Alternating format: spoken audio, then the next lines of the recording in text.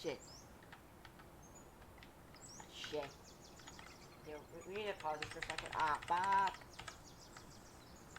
God damn it. Freaking Radeon streaming live. No.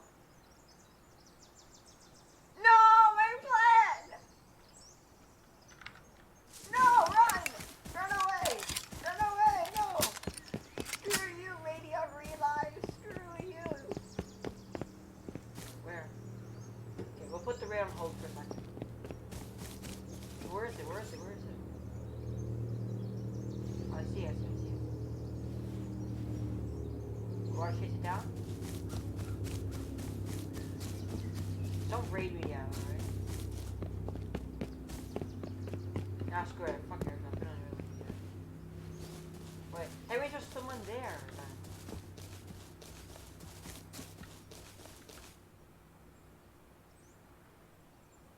Oh no, it's coming right here. It's coming right here. It's right before my base. Holy shit, dude.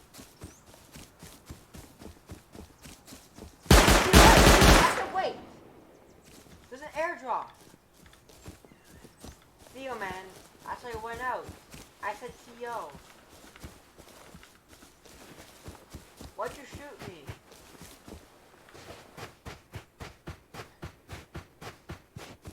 You know, I called dibs. Oh, I see your plan. You're a pee-pee head. You're being a pee-pee right now.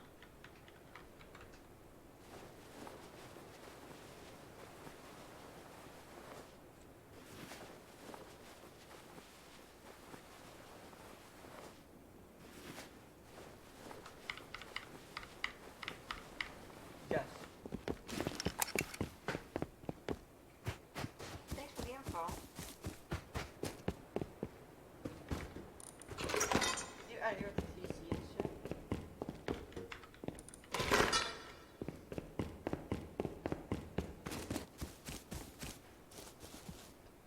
Watch us get an M2 and like full heavy here. That'd be awesome.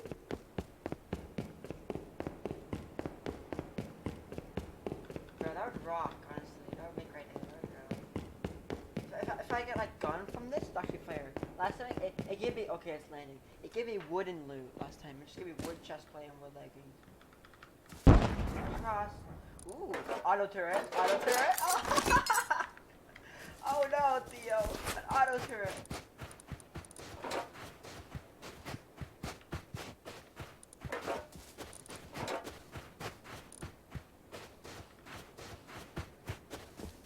Theo, are you making an auto turret outside your base?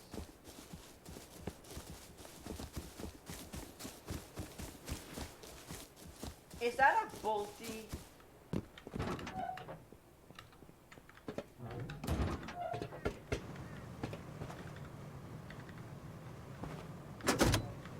Open. Weapon. Let's get it going.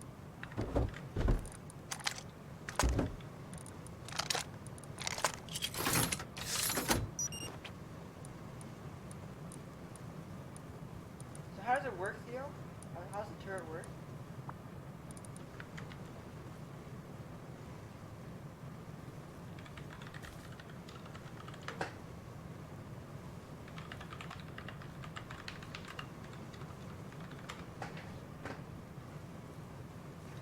No, Theo, it doesn't start yet. With the new patch, the Rust, there's Why do you get an power auto turret? out. That's unfair. How did you set it up? You just teach me out. You're being. I am. I have the generators.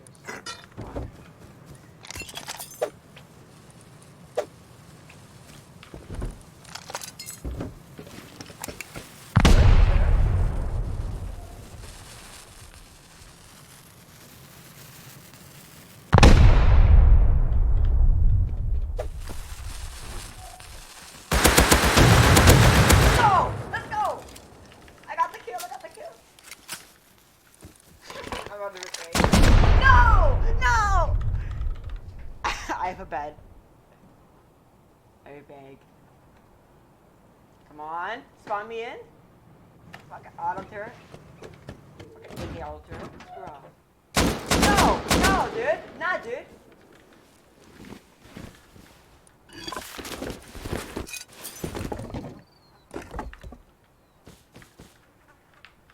Nah, I got it. I got all your loot. I have all your loot. I have all your loot. No! No! No! I almost got in base. Shit, Theo. My doors are open. It's not fair. Can you wait? Can you wait 3 minutes? Come on. You're a can you wait 3 minutes, please? Theo, don't be a bully.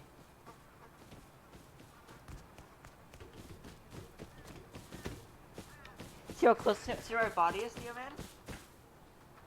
I popped you, by the way, no cap.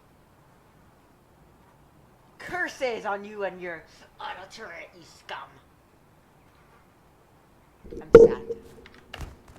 I am very sad. Theo, man. Okay, don't loot me. We're doing it again. Don't loot me. Theo, don't loot me. Theo, man, don't. We're gonna do it again.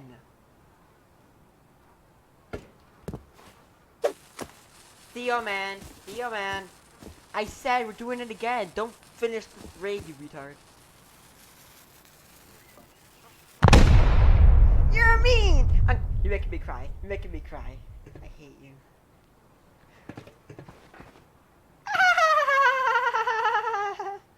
I was gonna just repair it. Frick. Let's see what. I'm crying. I'm literally crying. I'm literally crying. Yeah, it should. Come on. 2 minutes. 2 minutes. 2 minutes. 2 minutes. Theo, man. That's the bully. That's the asshole move. Theo. You pop. Yes, I shall Theo you. Like, I can't even get back. Like, we can't even do it again now. I can't make a new base and start over again. We can't do it again now. What the heck, man? Thanks. Bruh. Yeah, but we're having fun, Theo. We're not actually raiding each other. Fine.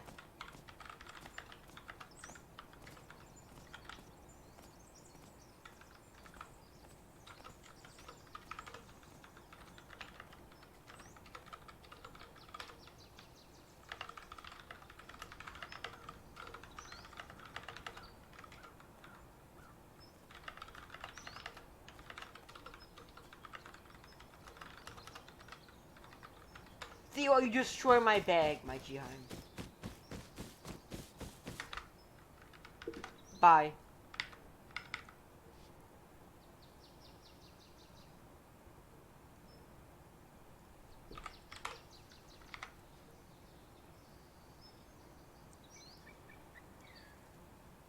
Why is Saudi Arabia considering digging up the entire border with Qatar and physically turning the country into an island? Recently I made a My Jihan.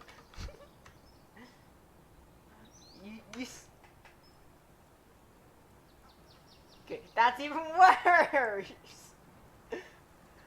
No, why are you laughing?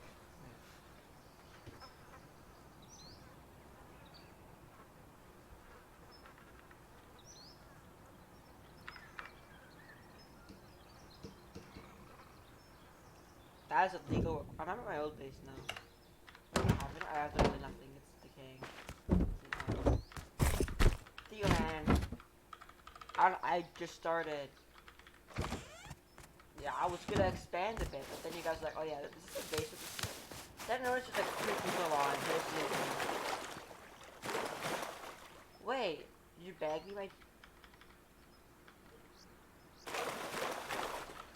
I'm gonna TO you. I'm gonna TO you. That was a talk quote. entire border with Qatar and physically turning the country into an island.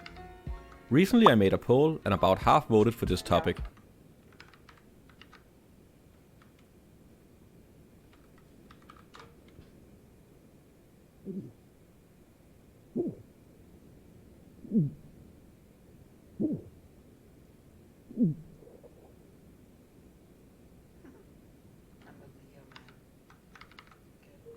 when you place the thing, tell turning the country into an island. Recently I made a poll and about half voted for this topic, so here we go. This video is a collaboration with Kenobis. A lot of countries throughout history have acted surprisingly similar to small children, making alliances and only playing with their friends, What? taking stuff from Oh, okay. Oh, I found them in the thing.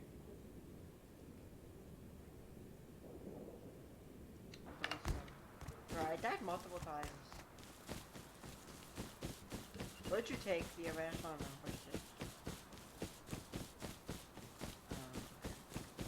That's fair. And my components just add all your loot to DC.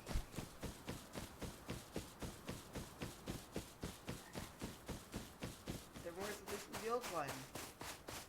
Did you put the loot from the OTC inside the new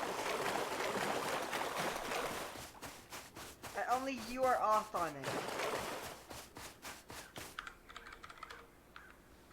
Yeah. 200 seconds. from each other if possible, both riches and territory, bullied each other if they got on the wrong side. To look civilized, these actions have often been excused with reasons such as religion, liberation of a people, or for freedom. Much of this has led to war, which really isn't much fun. People die and there's a lot of destruction. But here's a list of interesting conflicts between countries which didn't turn into conventional war. Some of these disputes seem childish and petty, some don't. But hopefully they're all interesting on their own. I'll try to avoid deciding who's right or wrong, I'm simply not qualified to make that call. Probably the cutest dispute is between Canada and Denmark. It's easy to forget that the Kingdom of Denmark is the 12th largest country by area in the world when counting the big chunk of ice in the ocean that is Greenland. This also means that Denmark and Canada share a maritime border up in the Arctic. Caught in the middle is a disputed island, Hans Island, which both countries claim. The battle so far has been fought by each country sending soldiers regularly to raise their country's flag and take down the other country's flag. Furthermore, the Canadians will leave a bottle of whiskey every time, which the Danes would swap for a bottle of snaps. Recently the value of the Arctic is becoming clearer and this gimmick has stopped though. Another incident involving Canada is the trash dispute between Canada and the Philippines, which began around 2013. A Canadian company sent 103 containers labeled as recyclable plastic from Canada to the Philippines. When it arrived, it was claimed to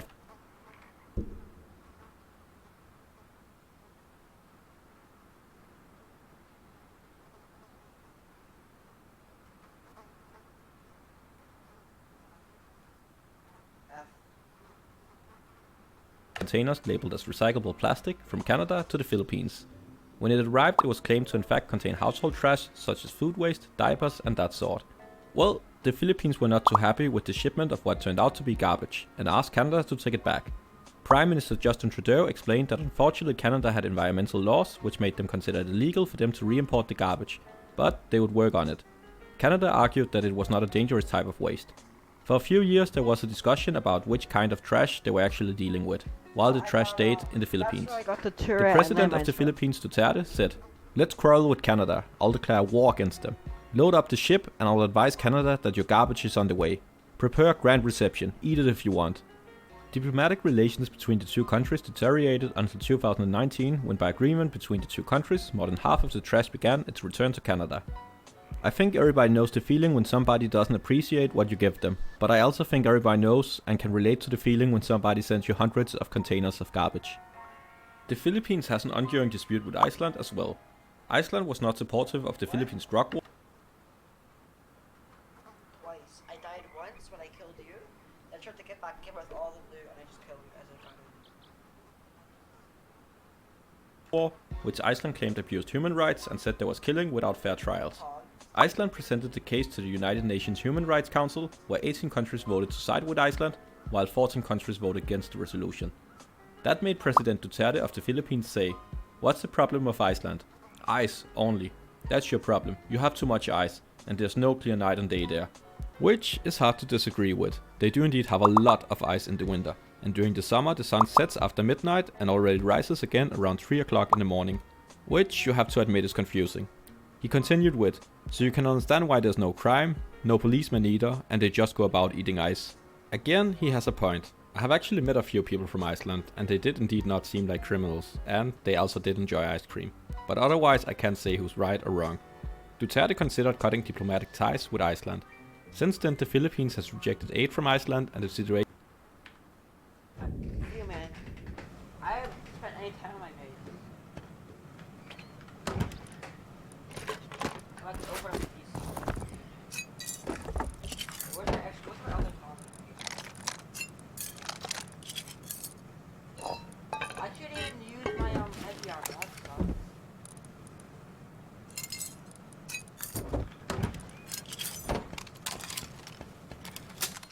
I think he still had the turret outside.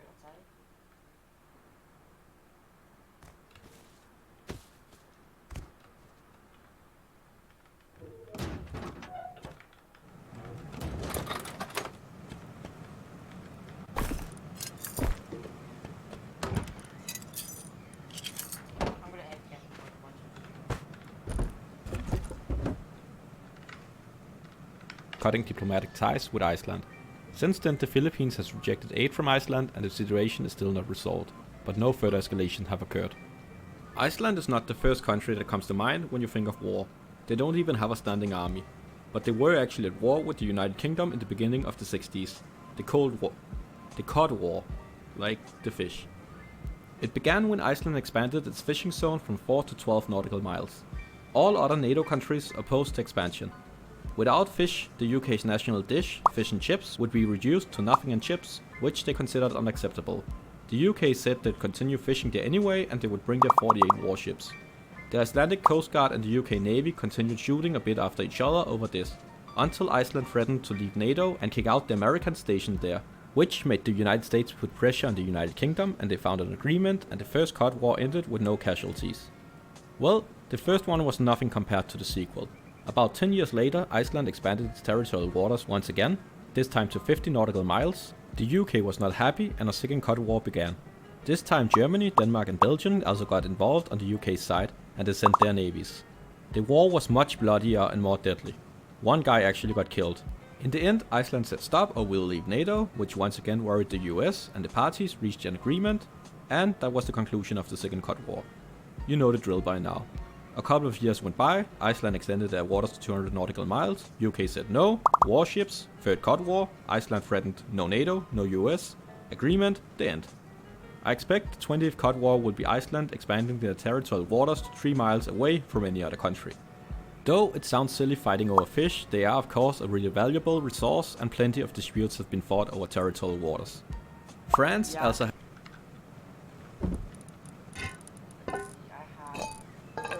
I have 3,604. 3,604, and that's it. That's my base.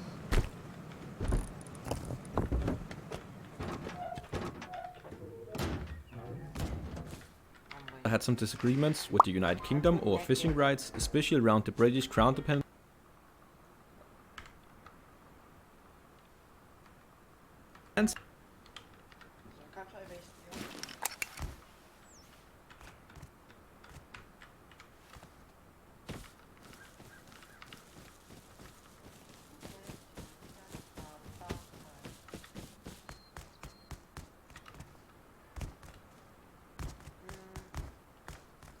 Guard shooting.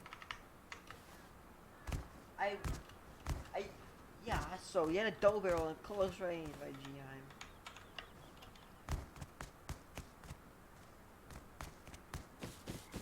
Bro, double barrel's only good at close range. Double barrel literally only exists for close range.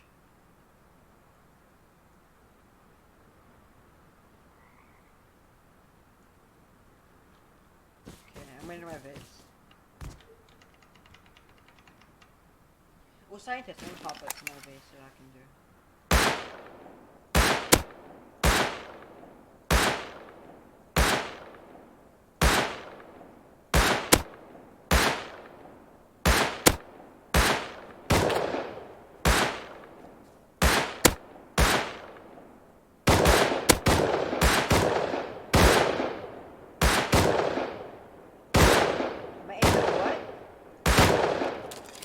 Yeah, come here. Oh, this was on me. So you want this? You want this? There's a price you have to pay, however. Here, I'll give you half right now. You know what the price is? Your life. I was joking! I was joking! Pick me up. I found one on the floor. Give it back. Pick me up.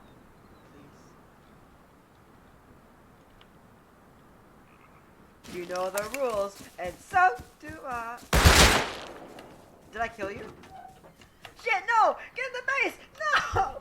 No! No! Yes. Full dead, full dead. I hate you as a joke. No! No!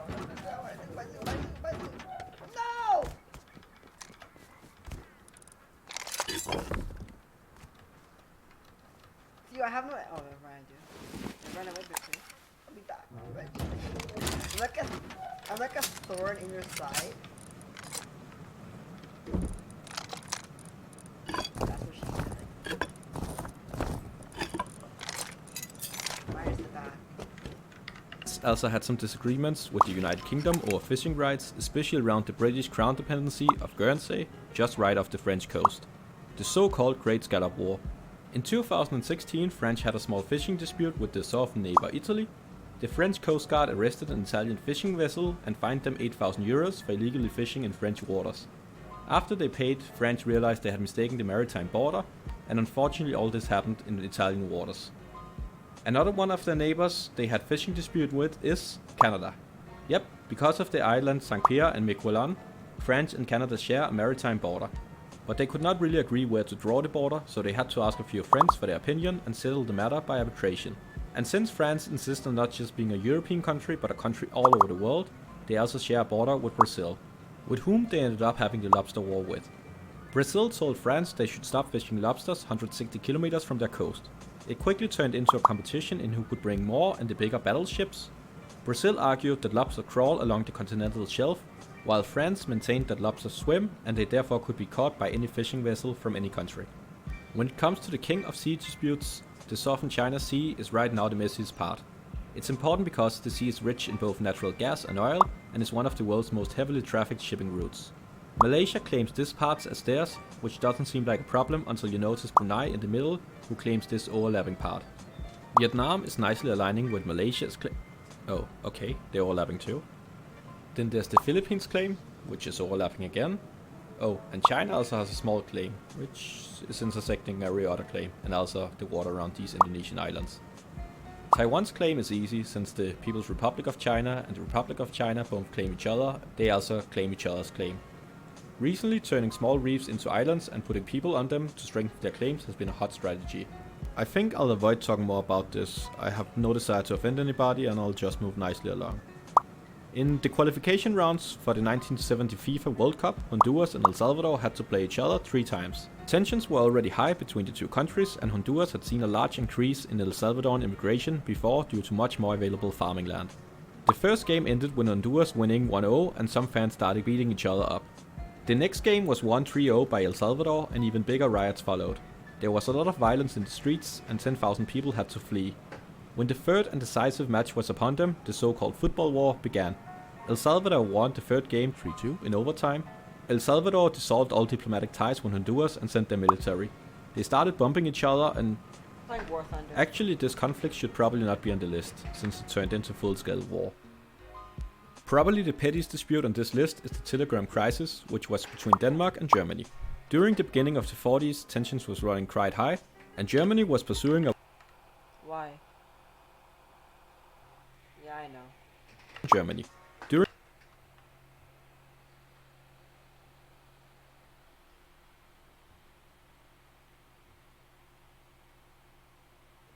No, I came out when you were putting satchels down.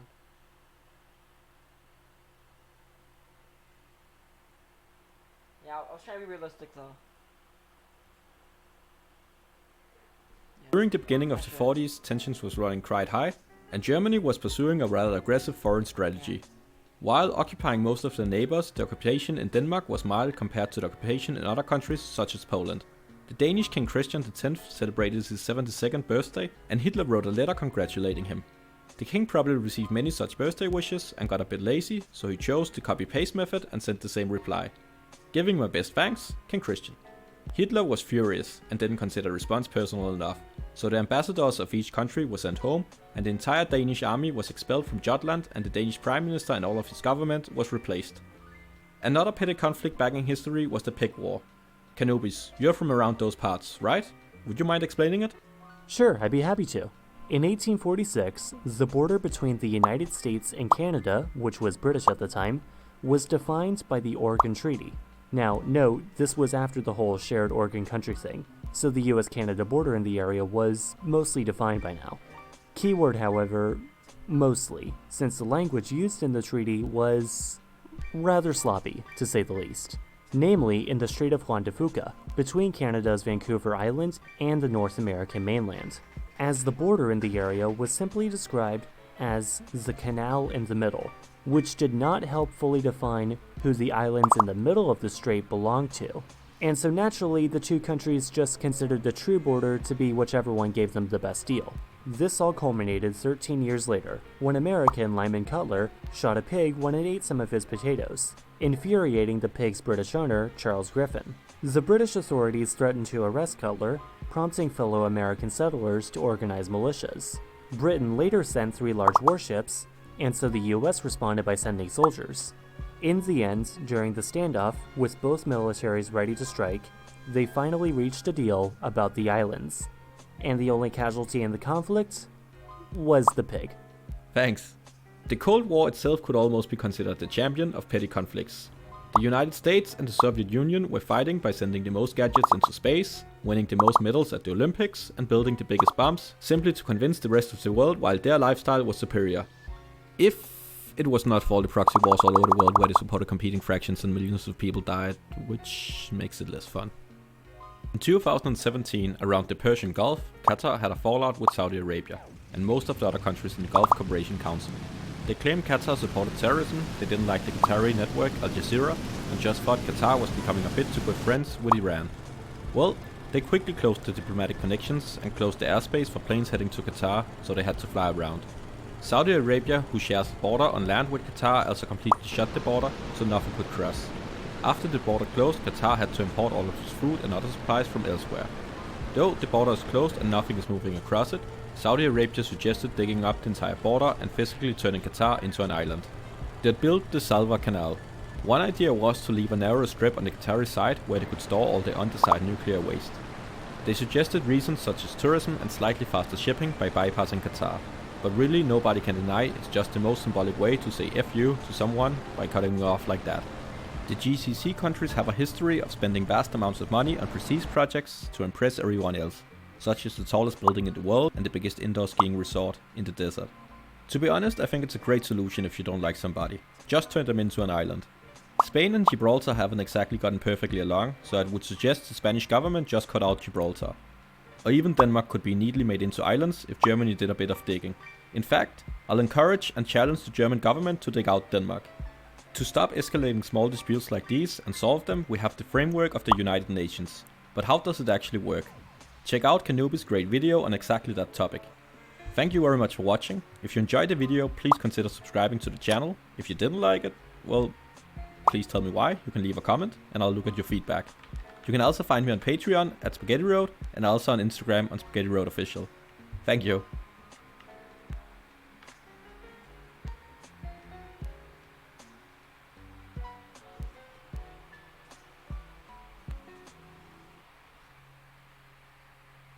This is the story of how I got almost half of the countries of the world to send me their flag for free. I had a small flag collection, nothing impressive, just a handful of tiny flags, mostly a couple of souvenirs from a few different trips, and I wanted to extend my collection. And with 193 countries in the world, there was still a long way to go. So I considered a few different options for obtaining flags. One would be to just go online, type flags, press some different ones, like this one, and this one. The problem is, before they actually send you the flag, you're taken to a page where you're supposed to fill in some credit card details and press enter. After you do this, the amount of money goes missing from your bank account and you don't have it anymore. Another option would be to text a friend, ask if he wants to go somewhere, somehow get tickets, pack your bag, go there, and get the flag. The problem with this solution is it's limited where I can go. I live here, and while recording this video, it's winter in the northern half of the world, so a lot of countries are way too cold. In some places they drive on the wrong side of the road, the food is too spicy in some countries, some are too French, some are too far away from where I live, some are too close. That leaves a very small section of the world's countries I can go and collect flags from, and it would probably also end up costing me money. Of course, some flags you can draw by yourself if you have a nice set of colorful pins, but most of them are just way too complicated. So clearly there's only one easy way to get flags: just ask every country directly for a flag. I figured there were two ways to contact them. One is their foreign representations, such as the embassies and consulates abroad. A second is the internal governments, especially the ministries of foreign affairs, tourism and culture. Well, to ask them I needed their emails. Unfortunately I couldn't find a single list anywhere of all these emails, so I had to compile it myself. I wanted to minimize my manual labor, so I wrote a Python script to help me collect these details. When starting any coding project, you should of course start by setting the color scheme of your terminal and editor to some dark combination, so you look like a cool hacker from a movie. I found a page called embassyworldwide.com, which had all the contact information about the world's embassies, but it seemed a bit inconsistent. For instance, they mixed up Australia and world emails. Unfortunately, I couldn't find a single list anywhere of all these emails, so I had to compile it myself. I wanted to minimize my manual labor, so I wrote a Python script to help me collect these details. When starting any coding project, you should of course start by setting the color scheme of your terminal and editor to some dark combination.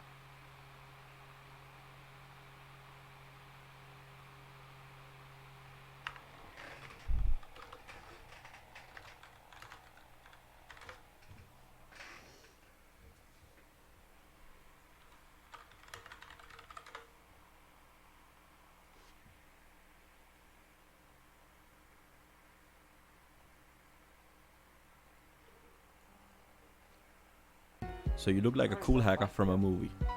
I found a page called embassyworldwide.com, which had all the contact information about the world's embassies, but it seemed a bit inconsistent. For instance, they mixed up Australia and Austria, but otherwise the majority seemed correct. It seemed like this project was a numbers game, so my chances of getting flags would increase with the number of people I wrote to. But on the other hand, I did not want to send random emails to the wrong people. Nobody likes a spammer. I organized my data in 3 columns. One for the country running the embassy, one for the host country, and one for the email address. Just because it's cooler to say I wrote to every country, I had to manually search and add about 7 countries. Mostly small island nations, which I did not have in my database. I also threw in all the permanent missions to the UN, just for good luck. Oh, and about 200 different ministries and government officials around the world, while still trying to make sure I was not writing to the wrong people. I quickly wrote a template for an email that went something like this: Dear representatives of insert country name, I collect flags but I don't have the flag of insert country name again, even though I find it very cool.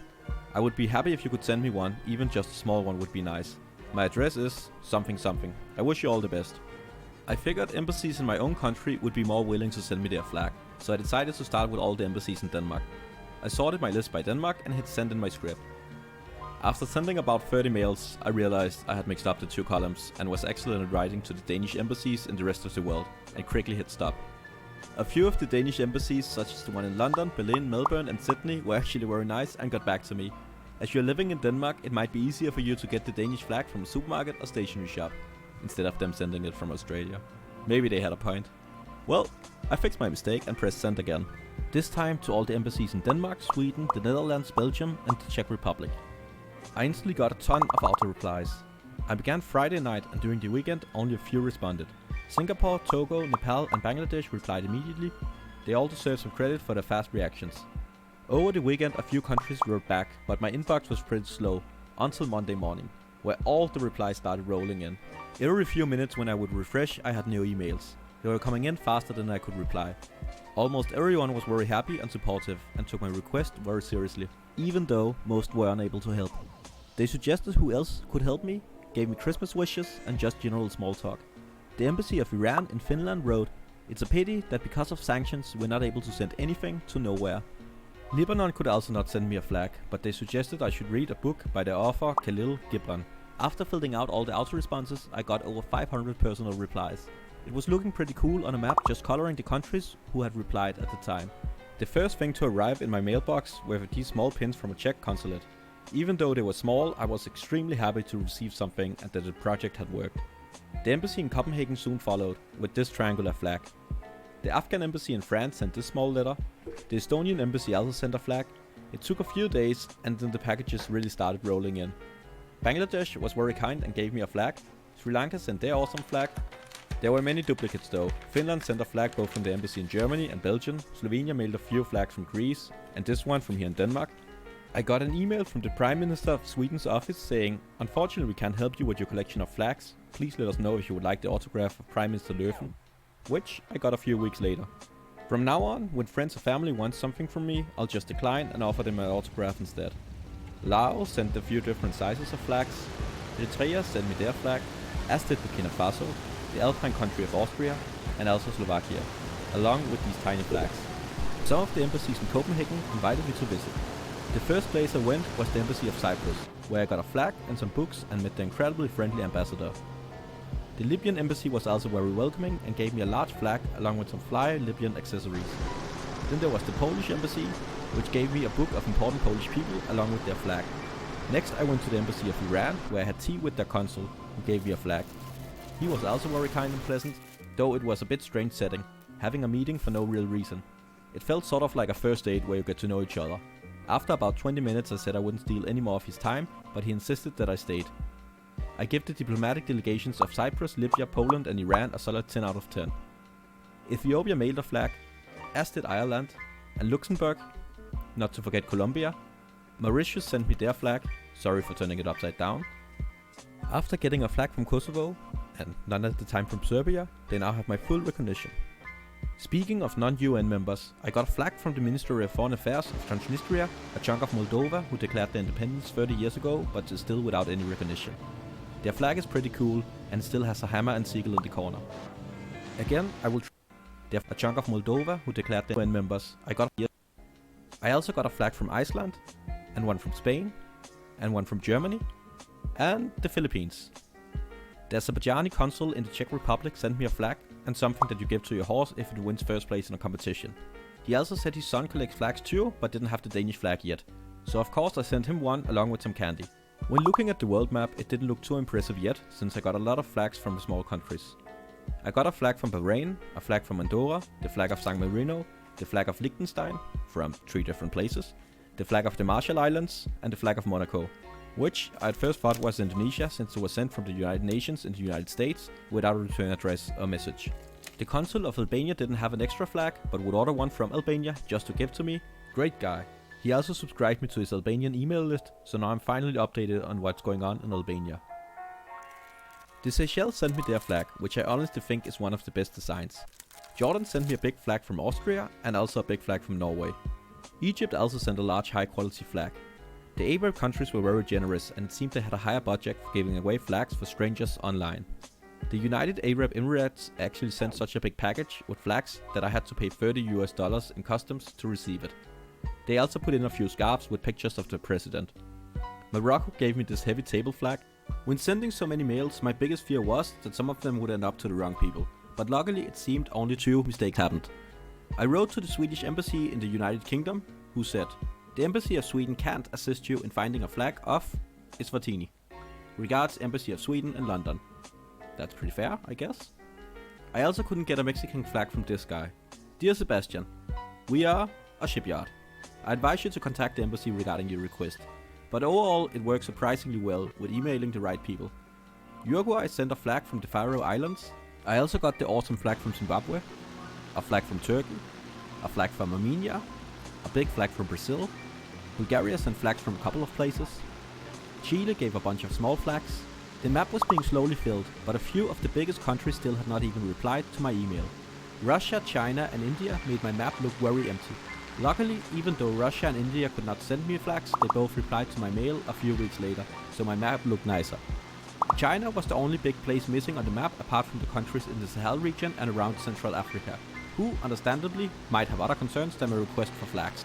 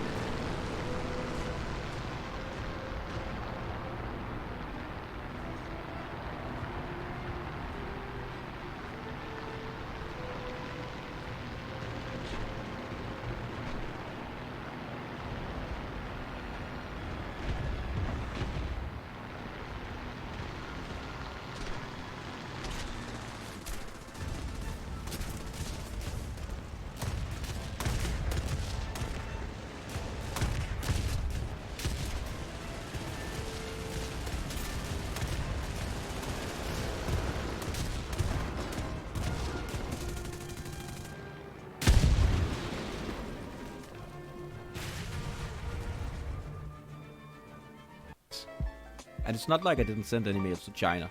On the other hand, Taiwan invited me to their representation, which they're not allowed to call an embassy due to pressure from the mainland, and they were very nice and gave me a couple of flags. Tibet also sent me a few flags and a book about its history.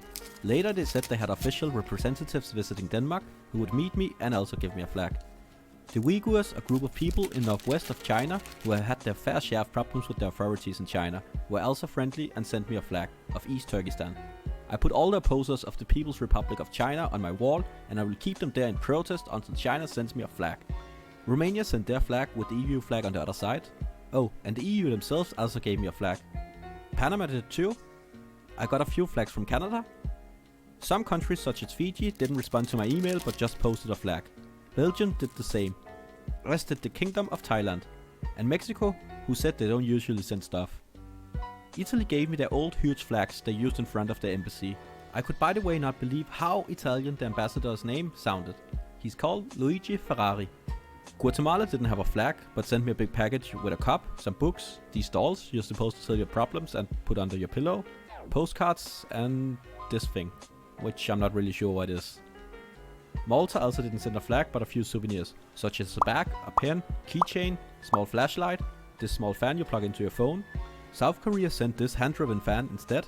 Now I completely support South Korea as the only true Korea and not North Korea, since they didn't send me anything. I got a flag from Saudi Arabia, a small flag from Sierra Leone, this one from Pakistan, a flag from Greece with a small cross on top. Myanmar sent the complete law regarding their flag along with it. Then Belize sent me a small table flag. Algeria sent me this cool flag. A shout out to the island countries of the Caribbean. Antigua were the first to send me a flag. Then a few letters with flags and keychains from Barbados. A few packages from Trinidad and Tobago. Then Grenada sent a flag. Jamaica sent one along with this stuff. Then I got one from the Tourism Ministry of St. Vincent and the Grenadines. A flag from Haiti. And finally one from the Dominican Republic. North Macedonia gave me a flag along with a lot of information about their wine production. The Maldives sent a flag from Malaysia. Then Serbia actually sent me a flag. El Salvador sent me a flag. And the last UN country was Namibia. I also got a flag from the German Bundesland of North Rhine-Westphalia. The US state of North Dakota gave me a flag. Rhode Island also gave me a flag in a nice box. And last but not least, Wyoming. California didn't send me a flag, but a big map. I got a few emails from the other US states, and I was honestly confused what it meant when they signed their emails SOS.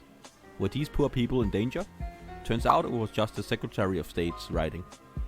In Russia, the Republic of Altai sent me their awesome flag along with some pinecone candy. The Yamal Ninit sent their flag and these reindeers. They requested some pictures in interesting places with their flag. Here you go. Tatarstan sent me their flag and Kaliningrad also sent theirs. I got some other answers from the other republics and oblasts in Russia. They mostly responded in Russian, but luckily we live in a time where Google Translate is getting quite good. Probably the best thing from this project, but luckily we live in a time where Google Translate is getting quite good. Probably the best thing from this project. The Republic of Guerrilla said they had a small flag, but they could not pay the postage to send me anything. They said this in a letter with postage on. I got this pin from Greenland. I wrote to a Canadian Parliament member whose staff sent me a flag of Prince Edward Island. Flanders and Belgium have this awesome flag, and they sent me these two large, modern versions. My empty looking room is now a lot more colorful with all these flags. I actually ran out of surface area to put the remaining flags on. I now have plenty of stuff to read. If I have to write something, I now have plenty of pens to choose from. If I have to go out, I have a fashionable selection of pens and accessories I can wear. Some quick statistics. In terms of the UN, 143 out of 193 countries responded to my email. 89 UN countries said they have sent or would send me something, where I have currently received from 77 of them. In terms of states, territories and unrecognized countries, there was 21 sending me flags. In total, when counting duplicates, where the same country sent from different places, I have currently received 119 packages. With all these duplicates, I will send all the flags I have more than one of to the son of the Azerbaijani consul, and hopefully they'll make him happy. The medal for the most consistently friendly country has to go to Canada. The stereotype about Canadians being nice are hereby absolutely confirmed. Canada, if you ever need a favor, I will certainly help you. I'm very grateful to all the green countries who sent me something. I strongly endorse them all. They're all wonderful and safe, and I would suggest everybody to take a vacation there and spend a lot of money inside. The yellow countries are also cool for answering me, but nowhere near as awesome as the green countries. The remaining grey countries I can't support. If you're there now, I would suggest you leave immediately. If you live there, you should stop paying your taxes or something. No, I'm honestly very surprised by how awesome all these countries were, and I thank them a lot for all the flags and their time. And of course, I take no offense to the countries who didn't respond. Hey, this is Doug, where we solve problems that no one has. Ever since I first learned English, I've wanted to know which is the best half of the alphabet. The first half of the alphabet is pretty awesome. They've got a lot of good vowels, but the second half is so cool. Like, look at Q. I've gone back and forth on this over the years, and I think at this point, the only way we can definitively know which half of the alphabet is better is obviously to have the first and second half of the alphabet compete in a video game tournament. So today, I wrote some Python code that will allow my Twitch chat viewers to compete against themselves in a series of video games. Now, I've done a few videos already where my Twitch chat plays a video game, and it usually goes something like this. Step 1, give them control of the game. Step 2, tell them not to die. Step 3... But this time, things are different, because my Python code will actually split the viewers into two different teams. So if the first letter of someone's username starts in the first half of the alphabet, A through M, they will automatically be in Team 1, the A crew. And if the first letter of their name starts with N through Z in the second half of the alphabet, they will automatically be in Team 2, the Z crew. And so if anybody types a word into chat, they will be controlling the game for their specific player. And now that we have our two alphabet teams created and over 400 viewers per team, it was time to start the tournament. A crew and Z crew will compete in 5 different games. The first team to win 3 of these 5 video games will take the entire tournament and officially be the best half of the alphabet. So let's kick this off with Super Smash Bros. 64. Both teams are going to have 3 lives per game, and they will play 3 total games. Game number 1. Putting you guys right in the center. Fox for Team 2, DK for Team 1. That's it. Okay, now pick a stage. You've picked it. Okay, we're now live. Good luck, everybody. First match. A crew is Donkey Kong. Z crew is Fox, who immediately jumped off the edge, but then landed in the barrel and shot back up. All right, this is some high-octane Smash Bros. Gameplay right now. Again, left, right, up to jump, down to move down, right smash, left smash. Okay, a lot of up smashes, down smashes. Why is... Okay, DK gets knocked off. Fox's strategy of just sort of sitting in the middle seems to be pretty powerful. DK's kind of flirting with the edge here. Oh, just barely missing. Charged punch. Smash into Fox. And DK jumps right off. Congratulations to Z Crew. Well done. A Crew just sort of kills themselves 3 times. And Z Crew takes game number 1. Game number 2. You guys are live in 2, 1. Link versus Kirby. Round number 2. Good luck, everybody. Nice get-up attack. This is an intense moment. Is Link gonna stand there? Oh, the juke! Oh, get fucked, Z Crew. But in game 2, the tables turned. Now A Crew's all hot, smacking up Z Crew. Another strong victory from A Crew. Oh! Does Kirby move to the right? 3 up for A Crew. This is a best of 3. Currently, Z Crew is up by 1. The Z Crew is hovering on the edge. And... oh, man. In an intense, climactic ending, Z Crew kills themselves. It's now 1-1. Whoever wins this next game will win Smash Bros. This is the tiebreaker. Fox from Z Crew. Mario. Back to Hyrule. This is it. Good luck, A Crew. Good luck, Z Crew. May the best half of the alphabet win. This is fucking intense. Look at the moves. Look at the speed. They're moving so fast, it almost looks like they're standing still. You are at a high enough percent that smash attacks are going to start to kill. Okay, right next to each other. Oh my, gee, A Crew with the fucking taunt, even though you're down a stock. Going for the mental game, I see. Just incredible. Through sheer mental fortitude and intimidation, A Crew has scared Z Crew off the edge. All right, 2 lives left. Now, interestingly, we started to see very clear personalities for these 2 teams. The A Crew started to make all of these flashy plays, like over and over, going for combos and items and taunting as Mario right in front of Z Crew. Z Crew, do not jump off the edge. Okay, you're back in. And now, oh, the A Crew taunt. Oh! Oh, you taunted right in his stupid face! He kicks you off the top of the screen! But despite all of the A Crew's flashy showmanship, the second half of the alphabet was playing cold and calculated. Z Crew never taunts, they never go for flashy plays, it's just strong execution. Last life. Okay, nice up smash from A Crew. Alright, Z Crew currently at higher percent. Mario! That green thing is such... Is that it? Mario grabs the edge! And Mario's back up! 1 smash out of the way! And dash in! still the great thing. Oh, shit! Z-Crew biding their time until finally they dash in, left smash, and fucking crush A-Crew. Well done. Z-Crew takes the Smash Bros block. Well done. Z-Crew clutches the last round and wins Smash Bros. Now we're on to game 2, Mario Kart 64. Both teams will play and they have to complete a single lap. Whoever crosses the finish line first wins it all. Now I was gonna obviously have them play the first level, Luigi Raceway, but then somebody from the A crew demanded Rainbow Road instead, the flashiest level in the game. Do Rainbow Road, you coward.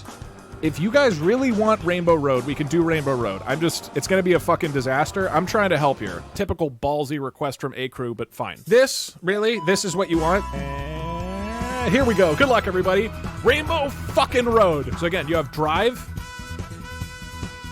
Gotta hand it to A-Crew. Can't believe you did the starting thing. Now, I'm noticing a lot of you guys are turning right and left right now when there's not a lot of reason to do that. There's no way we're gonna finish a lap. I actually think that if you guys don't do anything other than drive, you would do better than what you're currently doing. A-Crew, you are going the wrong direction.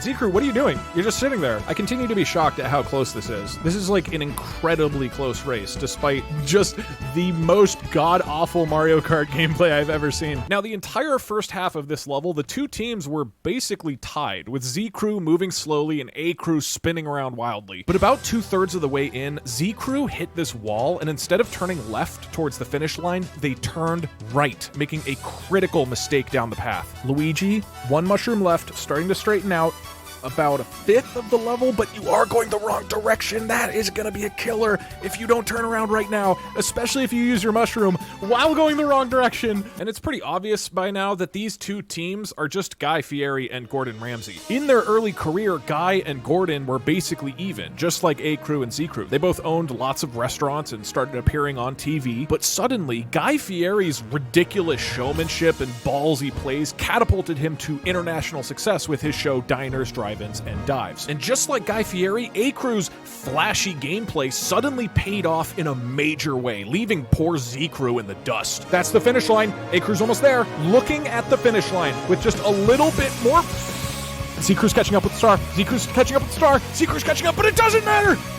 A-Crew takes the first lap, and that is point for A-Crew. A-Crew crushed the Mario Kart victory, and now the score is 1-1. The next game is Super Mario Bros. All right, we're now into round 3. It's tie game. We're going to be playing some motherfucking Mario Bros. Both teams will take turns playing Mario and then try to make it as far as possible in the level. They're each going to get 5 lives, 5 chances, and A-Crew is up first. Here we go.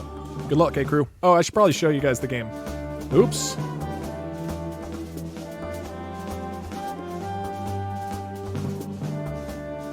Apparently, you guys not seeing the game actually makes you perform better.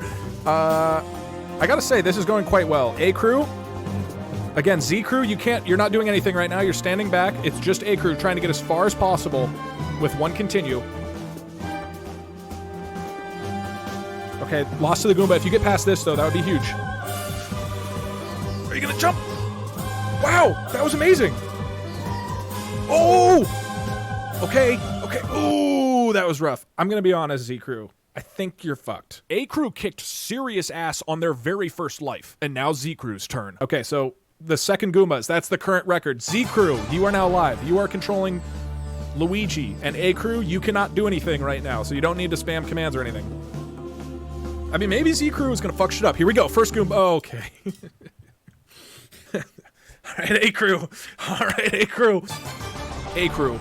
What the fuck? A-Crew's like good at this game and gets the mushroom again. I feel like I assumed the first run was a fluke. A-Crew was absolutely dominating this game, making it farther and farther into the level, and meanwhile, in their first 4 out of 5 lives, Z-Crew literally couldn't even clear the first Goomba. Okay.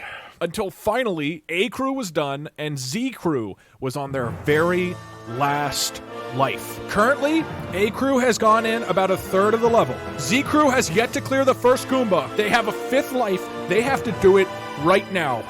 Good luck. This is your last chance, Z-Crew. 1 Goomba stands between you and Victor. Okay, nope. A-Crew takes it home. Congratulations, A. That was a strong victory. Woo! Guy Fieri didn't just win Mario Bros. He humiliated Gordon Ramsay and is up 2-1. But next up is Tetris.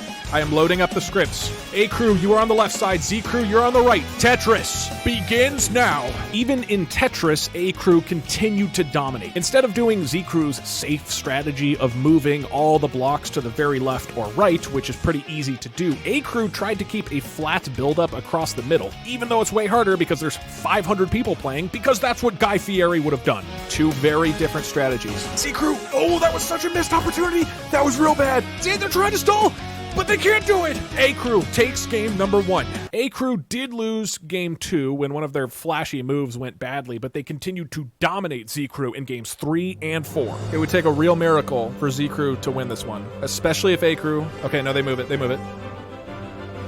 And ladies and gentlemen, A-Crew has won Tetris. In a display of wild showmanship, A-Crew had won Mario Kart, Mario Bros, and Tetris, winning 3 of the 5 games, and thus proving that the first half of the alphabet is the best half of the alphabet. Congratulations. But even though A-Crew had technically won the overall tournament at this point, we decided to play Grand Theft Auto 5 anyways, just for fun. That is, until A-Crew did something crazy. They asked to do all or nothing.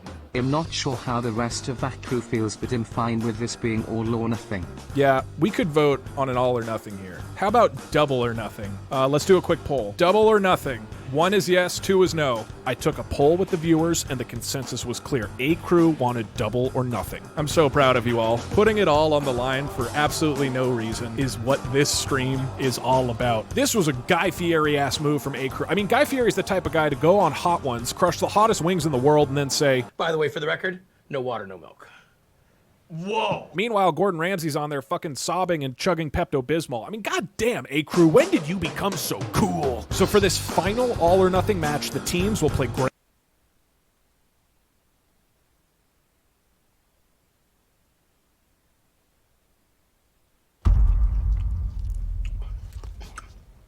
That's hot. Hey, what's going on, everybody? For First We Feast, I'm Sean Evans, and you're watching Hot Ones. It's the show with hot questions and even hotter wings. And today I'm joined by the patron saint of First We Feast, Guy Fieri. He owns 9 restaurants, has 3 hit TV shows, and 6 best-selling cookbooks. And speaking of, you can pick up his latest, Guy Fieri Family Food, available now. Guy, welcome to the show. It's quite an intro. You got Fieri right. They do the R on it all the time. They get it wrong every time. You knocked it out of the park. I'll pat myself on the back for that. You How should. are you with hot food? I'm not an extreme hot guy, but I do like good spice, and I think that we don't have enough spice in our food. I mean, I know a couple of these down here on the end just turned to the point where you're just dissolving taste buds. Yep. But I do appreciate that it's out there and people have it. But this is my realm right in here, probably up to this ghost pepper blueberry. Drink it up.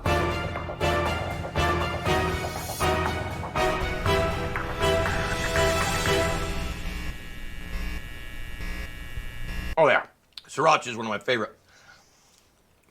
That's not a bad wing. Diners, Drive-Ins, and Dives, it's been going strong for 22 seasons, so I think that it's only fair for the Triple D fans that I hit you with a quick rapid fire on Wing 1. What's one thing that all successful restaurant owners have in common? They serve food. Really good food. If you're gonna be in the business, you gotta love what you're doing. Otherwise, you're never gonna get the return on investment, not for time and energy. If you could have any co-host, living or dead, to sit shotgun with you in the Camaro, who would it be? Rodney Dangerfield. I think Rodney Dangerfield is one of my favorite comedians in the whole world. Funny guy, quick-witted guy. A lot of what goes on, very similar to what I was watching in your show, is you got to be able to listen to what you're told and react from it. Someone like Rodney Dangerfield, in my opinion, would be able to pick up on that rhythm because it's hot and fast. And then dovetailing off that for a second, what's the key to opening up sort of an awkward chef or an awkward restaurant owner before the cameras start rolling? Serve them mediocre wings from a pizza joint down the street that was purchased by the camera guy 3 hours ago. owner before the key to opening up sort of an awkward chef or an awkward restaurant owner before the cameras start rolling? Serve them mediocre wings from a pizza joint down the street that was purchased by the camera guy 3 hours ago and sit them in a room and tell them they can't wear black. I don't know. I mean, just make them feel welcome. So I want to talk to you about your Bay Area sports affiliations for a second. I know that you're Raider Nation to the core, but I want to talk to you about the Golden State Warriors for a second. I had my hat on this morning. And this might blow some people's minds, but is it true that you played a small behind-the-scenes role and helped bring in Kevin Durant over to the team? I don't know about that. I do know that we're huge KD fans. When this got ready to happen and we were talking about it, I knew his contract was coming up, and I know KD's manager, and I know KD. I just kind of threw a little text out saying, hey, you know, this would be awesome. I mean, never in a million years did I think this would ever take place. The energy between that team the way it is, and with KD's performances, his abilities, and all these, it's just the perfect fit. It ends up hitting. Someone starts quoting that I was involved in it, and I think there was a tweet that was sent out from the Warriors, something along the fact that I'm the secret weapon. So we'll see. When we win this year, we'll see if I get a ring. I've met Steph quite a few times, you know, because Aisha's now the Food Network family. She's doing great in the Food Network. She's been a judge for me on Guys Grocery Games. And I have the greatest Steph story in the world. Steph came to watch Aisha when she was on Guys Grocery Games her first time. And sitting right next to him is Ryder. Maybe somebody pulled their kid out of school to come down and sit next to Steph Curry. I don't know who would have done something that ridiculous. So he sat there. And as we go to commercial break, I keep looking over, and Ryder's now sitting next to him, and they're comparing things on the phone, and like this. And Steph walks up to me at the end of the shoot and goes, "Hey, what's your address?" And I said, "Why? What's up?" And he goes, "I send the kids some shoes." What Steph didn't know is that I had been working the back channels with Under Armour trying to get shoes for Ryder for Christmas. I mean, been working it, trying to get these shoes before Christmas. A day later, the shoes show up from Steph. I was gonna ask you if we could just start hot, but That's a mistake. We've had one guest do that. who? Eddie Huang. Did he die? Pretty close. So we had your buddy Rachel Ray on the show, and she gave me She's some the best. catchphrase pointers, but you're the king of the catchphrase, so much so, in fact, that you've almost developed a sort of restaurant language. So what I want to do is bounce some of the most quotable, head-scratching Fieri-isms off you, Okay. and you can tell me what the hell they mean or where the hell they came from and kind of give the backstory. Sound good? I think people pick up on it more than I mean to say it, because I don't really listen to what I say. It's like Flavortown. People come up and bring these, you know, like, Flavortown, I'm the mayor of Flavortown. I'm like, okay, wow, I didn't even get it at first. You know, I was hearing it, and then Chico, one of our main camera guy on Triple D, he says, Flavortown, you said it in the show. And I said, oh, really? Oh, okay. Put it on a flip-flop. Put it on a flip-flop. What I was trying to do is paint the picture that this is so phenomenal, this thing that I'm eating, that I could put it on this napkin and eat it. Well, put it on a napkin and eat it doesn't sound, that's not very funny. But what would be the worst thing you could put it on? Put it on your shoe. I happened to be wearing a flip-flop that day. So I put it on a flip-flop and eat it. Festival of Funk. When you ever been on stage, next to a stage, and you watch a group of musicians just tearing it up, and it's got funk, and it's got jam, and it's got attitude, it's got energy, it's got, you know, all those pieces, well, when that's combined on a plate, that's a festival of funk. How did you pick the sauces? So we tried to make it kind of like a symphony, you know what I mean? So like, you know how peppers So you're and making a chilies festival of funk. It's a total festival of funk here. The hierarchy of heat. Yeah, oh man, guy. Come on. Wow. Just take it. Get on that bike and ride it. Just get on that bike and ride it. So you're one of the few food personalities that not only has this TV fame, but you also have this ubiquitous internet fame. You know, I'm sure that you have some fans that know you from Guys Grocery Games, but then there's a whole younger set that knows you as this sort of fabled Twitter legend. Are you aware of your sort of position in this space as this meme god? Do your kids ever show you? It's the weirdest thing in the world. It cracks me up. My son Hunter, who's 20, almost 21, he'll send them to me. And send the good ones. I said, come on, kid, don't waste my time. You see the porcupine one? The little baby porcupine? That's one of your favorites? It's hysterical. There's the Angels. There's the Pablo Escobar. Let me ask you about one thing, because it's kind of this fabled Vine where you're signing a lean cuisine and then you're tossing it out to the crowd. Do you remember that moment? I don't believe that's true. That's on video. I don't believe so. I don't know. I know the event. Yeah. I know the event because we were doing an event for Miller Lite in Michigan, and it was at the end of this crazy cooking competition. I don't know exactly how the cooking competition was put together. And I remember walking over to the producer of the competition. I said, are these folks going in? They just came down for this event. And I said, well, what are you gonna do with all this food? I mean, there was thousands of dollars worth of food there. If you've seen the video, I haven't seen the video. So I've heard the question. I've had people ask me if they could send me a lean cuisine and if I would sign it. All I remember is I signed a couple fat hams. I signed some bottles of Mario Batali tomato sauce. We were giving out all kinds of stuff.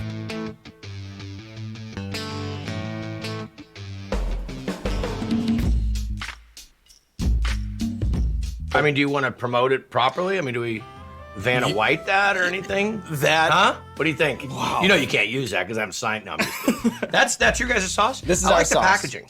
Okay, that's good. That's important to me. The packaging is nice. I think you could give it a little pop in the middle. What would you give do? that. You could light that rooster up.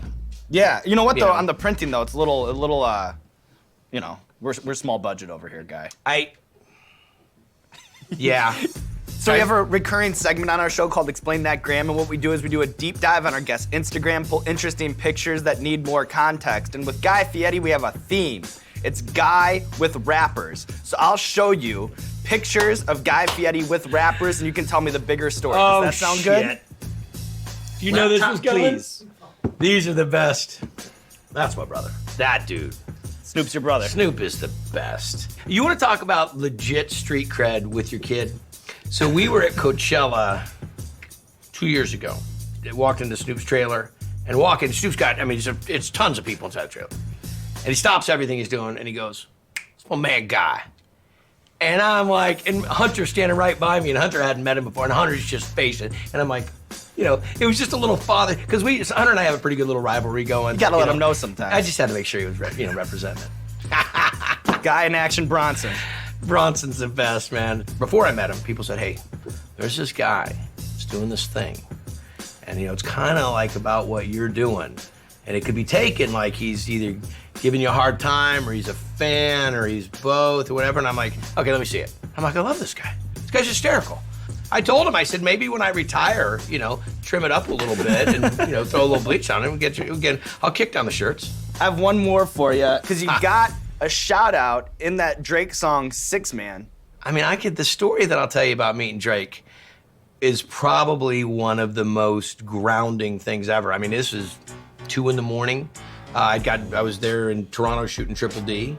He's sitting there just having dinner in a dining room at the building that he lived in. It's just security.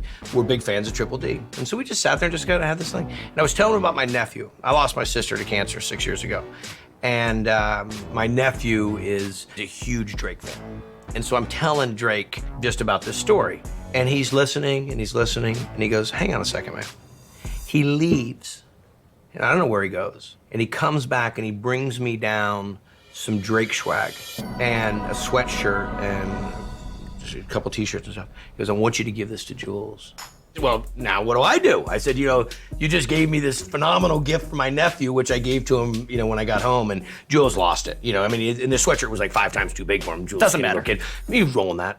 He's rolling that Drake sweatshirt, with the logo on the front. But so we started talking. He says, I love food and I love, cooking. I said, let's do it. I said, well, let's get in the kitchen. Well, it's maybe 1, 2 in the morning. And the guys are just finishing up from service, and the chef comes out and says, you two want to cook in my kitchen? He says, let's go. So they just gave us full run of the kitchen, got a chef coach, we got into it. And I'm gonna tell you something, I understand, Drake is beyond mega super talented, but as I gave him just simple little things to do in the kitchen, he just nailed it. All right,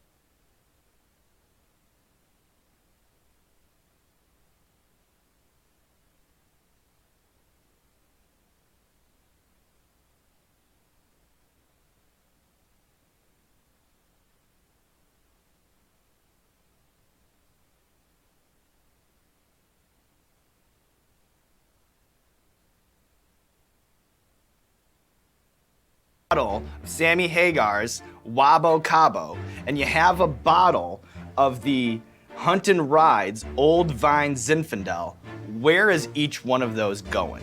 If you're a choose your own adventure with the bottle. When it goes to that Cabo Wabo or to Sammy's Beach Bar rum, it's not small batch that it's just made a couple bottles of, but it's with a lot of time and attention and care. So it's not a margarita. It's a little bit more of a classy hangout where you're enjoying it on the rocks. No salt and lime and all that bullshit. We love wine in my house. My parents love wine. My wife loves wine. I love wine. Made wines that we like to drink. I will tell you this, you won't have just one bottle of Hunt Rides Inn. It'll be two, and it'll be friends, and it'll be more friends. And friends don't leave. When you start opening wine like that, friends don't leave. The night carries on. The night carries on. And the great thing is, I think great wine gives great stories. And as you can't tell, I don't like to tell stories.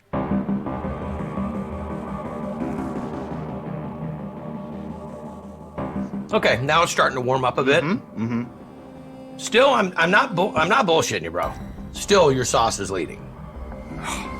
I mean, I'm not being serious. This was not a deal. I didn't even know it was yours. No, if the assistant had, or the gentleman that brought us up from down on the street, which was shady. Yeah. What's going on with that, bro? I pull up in a car and there's a dude standing there with a Hot Ones t-shirt on, and I'm like, "Are you the guy?" And he's like, "Yeah, guy." And come on, and we walk upstairs and we ride the. And I'm like, "This is how it goes." Yeah, goes, yeah. That's the Hot Ones red carpet experience. That's how we do it, right there by the guy with the shopping cart. It was awesome. It was really awesome. So I have an unhealthy reliance on carryout, and as our fans know, I have zero kitchen skills, but I would like to get better. So I'm hoping now I can bounce some common bachelor lifestyle cooking quandaries off you, and you can kind of give me some tips, guy style. Is this? What is this? We call this the Penguin. Yeah, I have lots of different things. The commenters I have are the very one-liners, much like and then you have the. I have like the hand rap moves. hands. And can we put that to music? Could you guys break that down for me? Just I think there's. Can we put that to music? Could you guys break that down for me? Just you have the. I have like the hand rap moves. hands. And can we put that to music? Could you guys break that down for me? Just I think there's. We do. We'll have there's a post video effects. there. So, tradition around here to dab, dab, dab, dab, dab, dab, dab, dab, dab, dab. This camera, that camera, let the people know. Hot question, hot of Wayne. Sir. Okay. Can you give me an easy to make dip that'll impress at the Super Bowl party? Queso dip. Good cheese dip. If you're gonna do a Super Bowl party, you're gonna make one item, you're bringing it over and you wanna wow your friends. Get some tortillas, 350-degree oil, fry your chips when they come out hot, hit them with a little salt, seasoned salt if you want, you're good to go. We're gonna start off first with sweating some peppers, some jalapenos, get some poblanos in there, you wanna get some Anaheims. We kind of mix these peppers in, onions, a little bit of garlic. Then when that mixture is going, then we'll add our flour. We're gonna take a little bit of flour, a little bit of butter, make a basic roux, add a little bit of milk, and really just kind of create a base to melt that cheese in, okay? So now we've got some peppers, we've got some onions, we've got some garlic, we've got a little bit of heat inside of this. We're gonna add that roux. That roux starts to come together. We add a little bit of milk, building that bechamel. Now we start to throw in the shredded cheese. And always shred the cheese yourself if you can. I mean, you buy the shredded stuff and they gotta put something on the outside of it to keep it from coagulating and it dries it out to test. So just get yourself a block of nice cheese that you like, a nice sharp cheddar, something along those lines. Shred that cheese and just slowly drop that in and kind of give that a little stir. Now you can go anywhere you want with it. You can season it with a little cumin, you get a little paprika, you get a little cayenne, you get a little chili powder, and you can start to develop this. So as that's starting to work, over on the side, chop up some tomato, Roma, some cilantro, a little bit of onion, a little bit of lemon juice, make yourself a little pico de gallo on the side, a little touch of jalapeno as well. And maybe you hit a little beer in there too when you're putting this together. Just to listen, here's the great thing about it. As long as you make your roux right, and as long as you don't burn it, and as long as you don't add the cheese too fast, you got yourself a pretty dynamite queso dip right there. And you can start fortifying, you can blow it up with this stuff. Okay? Cooking it up. A little bit of sting in that. So I want to talk about your style for a second, because I know that you've taken exception to people who think that this is some TV lab situation. Bowling shirts versus Hawaiian shirts. Which direction do you go, or is it impossible to choose? Okay, let's get shit straight. The bowling shirt thing, I don't know where it came from. I'm not a real big dress-up guy. Kind of what you see is what you get. When we got the pilot deal for Triple D, That's still giving me a little sting in the back of the throat. That's Well, the when I show. got the pilot for Triple D, they said bring a collared shirt. So I had a Dickies work shirt. And it was blue with a gray panel in the front of it. And so that's what I put on. And whoever started doing the wardrobe started bringing those kind of shirts around. And that's what they started putting on me. And then this whole bowling shirt, and then people are mailing me bowling shirts with my face on them and cars on them and my name on them. I'm like, where did this go? You know, and people are like, you're not wearing the shirt that I gave you. I'm like, I don't wear those shirts. This one is Mad Dog 357. Okay. It is our second hottest hot sauce. It's our second hottest. What's Scobo on this? Mad Dog kind of does a double entendre thing. You know, have like the 357, like the gun, sort of reference, but then The 357,000 7,000 Scoville awesome. units. That's awesome. Got a little eyeball sweat going. They look great. So now that I have the People's Tastemaker in front of me, I want to play a game of One Gotta Go. Fiat Scoville awesome. gun, sort of reference. Mad Dog kind of does a double entendre thing. You know, have like the 357, like the gun, sort of Their place. shit, and you tell me which one you're kicking to the curb. Does that sound good? Okay. Burgers, In-N-Out, Shake Shack, Steak and Shake. You know, respectively, they've all got their place. Steak and Shake, all over the country. More people probably had that than they've had either of the other two. Shake Shack, an institution. In-N-Out, an institution. I'd have to say Steak and Shake. Vegetables, kale, Swiss chard, Brussels sprouts.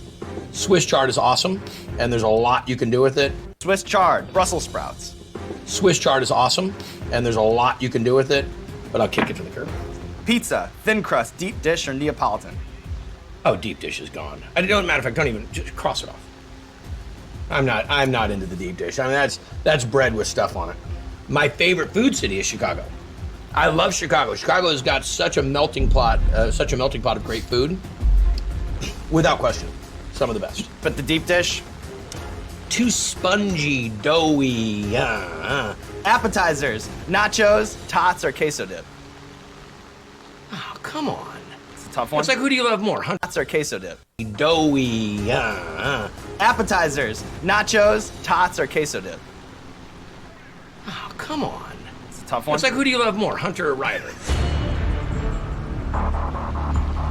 We have one wing to go and one hot sauce to go. This is Blair's Mega Death Sauce with Liquid Rage. It's tradition around here to put a little extra dab on the last wing. So You a don't little have dabble, do ya? Little dabble do ya. Little dabble do ya. You don't have to if you don't want to. I know you have a meeting after this. Oh, this is going to be great. Everybody's going to sit there and experience this. Liquid Rage. Liquid Rage. Okay. All right, that's generous. That's generous. Okay. Yeah. I'm hot. How did for Rage it. do? Rage killed it. Rage killed it. She's a gangster. She's gangster. She I mean, was let me like- tell you something. She was like just doing them straight off of a spoon and stuff. She's crazy. Crazy. Oh, so you didn't have good wings for her. She had like very high, like a brine, da da da, like at all. Yeah, exactly. And they didn't get it. You got mine from down the street. It's not easy to get wings in LA at 10 in the morning. No, because you got them last night. No, we didn't. We got them this morning, right? Only the best for Guy That guy Fieri. looks shady.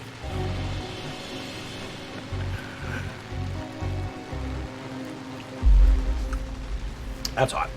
Mm-hmm. Yeah. That's Dumb. yeah. All right, Guy Fieri, as we've talked about already, there's a lot to celebrate about Guy, but as we all know, heavy is the head that wears the crown. I do wonder, while you're dying on the Blair's Mega Death Sauce with Liquid Rage, what do you say to the think piece writers, the culinary know-it-alls, who think that it's all bleached hair and no sauce? What do you say to the naysayers out there, Guy Fieri? I really don't give a shit. I mean, it's not that people don't have their opinion. I think everybody should have their opinion. But I really don't get too tied up with it. If my mom walks up to me and says, hey, by the way, don't ever wear that shirt again on the show. All right? No more shirt. I got you. If my manager Reed comes and says, hey, by the way, you shouldn't have said that on that, I'll listen to what he has to say. I mean, have I ever been annoyed by something? Without question. I'm human. I'm just like anybody else. But do I let it get in the way of my day? Not at all. You don't let that get in the way of your day, and you don't let scorching hot chicken wings get in the way of your day either, Guy Fieri. This camera, or this camera. Let the people know what you have going on in your life. When I get a chance to have my soapbox to stand on for a second, that's what I like to say. this food revolution that's happening right now, that we're all getting a chance to participate in, that you're doing a great job of representing in a very sadistic way. Teach your kids to cook. Teach them how to cook. We went through all these generations of kids that we were in processed foods and drive-thrus and all this, and nothing against restaurants. I'm in the restaurant business. But we need to have a time and a place. And we need to teach kids the core fundamentals of cooking. It's a life skill. Put down the cell phone, come in the kitchen, let's work together on cutting the onion and making the queso dip. Right now, kids have got a tough situation, so teach your kids to cook. What do you think? That was great, man. You do a great job. You're very engaging. By the way, for the record, no water, no milk. Whoa!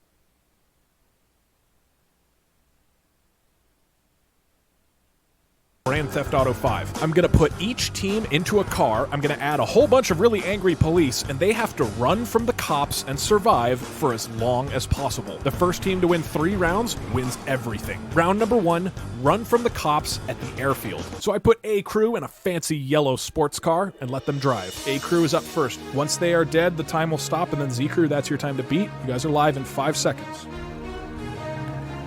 Time is live. Okay, I'm liking this rear view camera right now. Continuing to evade the police. I'm very impressed. This is a strong start. Going in towards the airport entrance. The police are trying to block you off. What's the strategy here? What's the strategy here? Oh, you're escaping! You got away! As expected, A Crew went for the glory play. They spiraled around the middle of the airfield, taunting the cops right in their stupid faces. You devious sons of bitches. They're doing donuts, crashing through fences, crashing into walls. If there was anything bold and crazy they could do on this airfield, A Crew did it. Okay, I think you're gonna die. I'm not rooting for either crew. Okay, time. And it took over 6 minutes before the police finally managed to bring Guy Fieri down. Now, Z Crew was up, and they had been beaten down and battered for 3 games now, but something had changed. All of those years of Gordon Ramsay's precise cooking were starting to pay off. He was starting to become a seriously big celebrity, becoming even bigger than Guy Fieri, because people were realizing just how smart Gordon Ramsay can cook, and also realizing that Guy Fieri's food is pretty shitty. Like, his restaurants are flashy, but they have terrible reviews. Z Crew, you're up. 2, 1, you're live. So Z Crew got into their car, they drove around a little bit, and then did something crazy. They ran into a wall. Oh no! Z Crew, this could be bad. I'm gonna be honest, this is not a good position to be in.